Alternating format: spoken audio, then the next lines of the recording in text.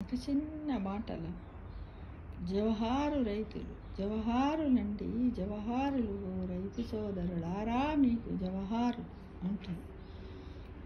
రైతులు ఎలా అంటే లాభం కోసం చేస్తేనేమో వ్యాపారం అంట, బ్రతుకు కోసం చేస్తే పోరాటం అంట, దేశం కోసం చేస్తే యుద్ధం. కానీ మనందరి ఆకలి తీర్చడానికి చేసేదే వ్యవసాయం. ఆ వ్యవసాయాన్ని చేస్తూ ఉన్నటువంటి వారు ఎవరు?